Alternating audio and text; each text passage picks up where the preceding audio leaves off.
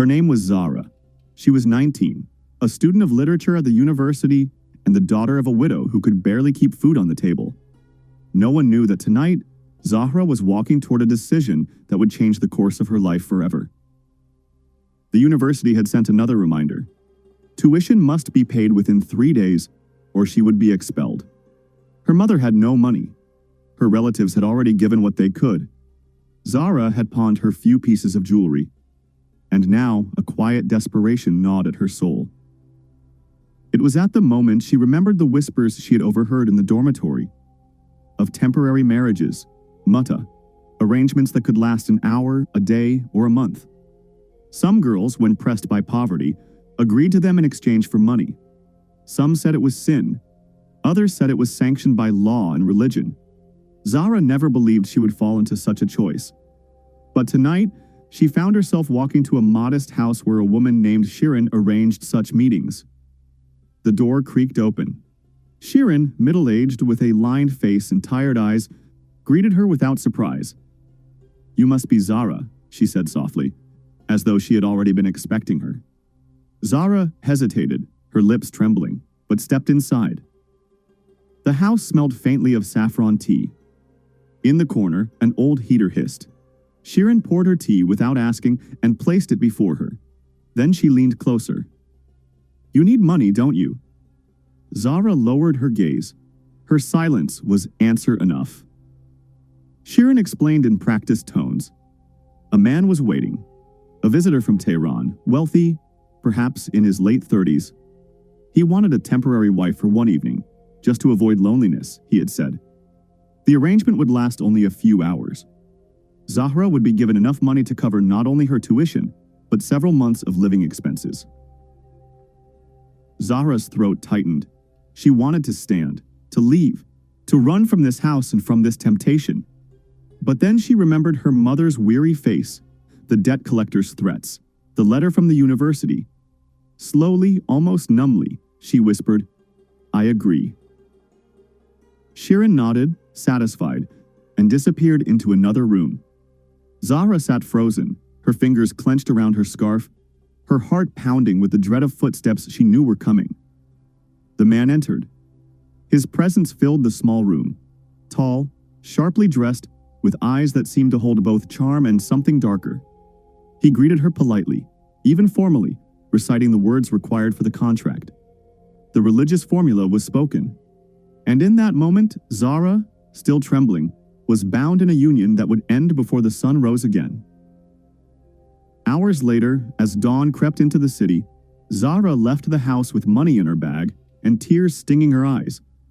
She told herself it had been necessary, that she had saved her future. She repeated the words like a prayer, but her chest felt hollow, and every step echoed with guilt. At the university, Zahra paid her tuition. She was safe. Her professors smiled at her, her classmates chatted beside her. No one knew what she had done. Yet Zahra carried the memory like a stone hidden beneath her clothes. Days passed, then weeks. Zahra tried to bury the night in her mind. She studied. She worked part-time at a bookstore. She cared for her mother.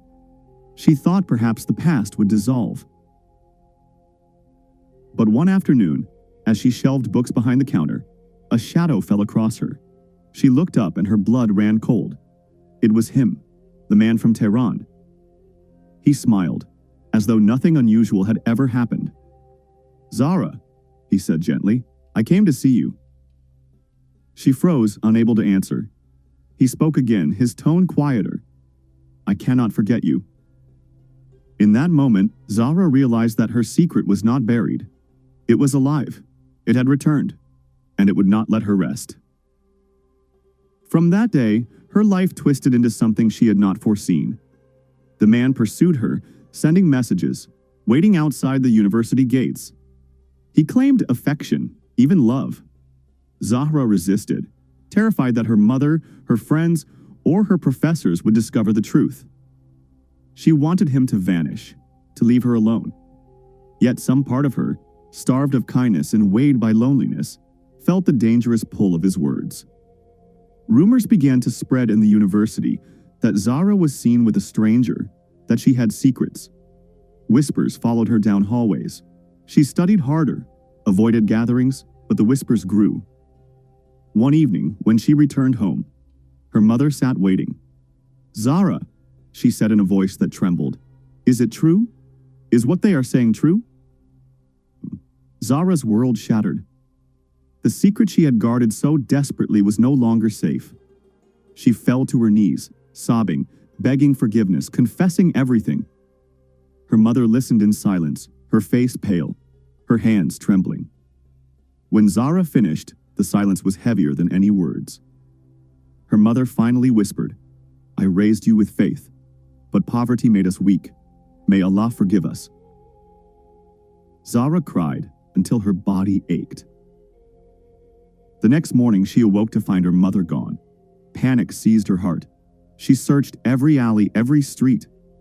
Finally, at the shrine, she found her mother, sitting among worshippers, tears glistening as she clutched a Quran. Her mother had made a vow to devote her remaining days to prayer, to ask Allah to guide her daughter away from the shadows. Zahra knelt beside her, holding her hand, weeping. And yet, even as repentance filled her, the stranger from Tehran remained in her life. He wrote letters, left gifts, begged for another meeting. Zahra burned the letters, returned the gifts. But still, he came. Until one evening, there was a knock at their door. Zahra's mother opened it. Standing there was the man, his face grave. He spoke slowly. "I am leaving Iran. I wanted to see Zahra once more, but this time not for Mutah. I asked to marry her permanently." The words hung in the air like thunder. Zahra's heart pounded. Her mother stared at him silent, torn between fury and desperation. Finally, she whispered, "Leave us."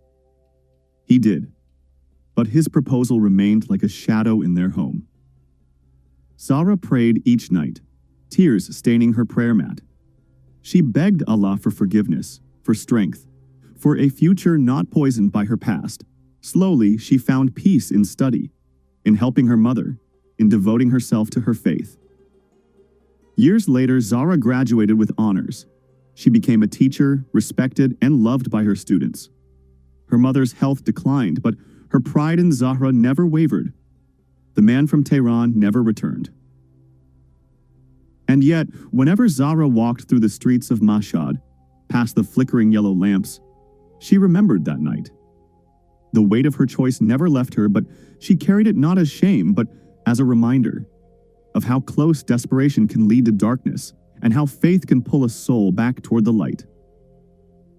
The whispers of that night faded with time, but the lesson remained, sharp as the echo of a call to prayer in a lonely street, that sometimes the greatest battles are not fought in public, but in the silence of a heart caught between survival and faith.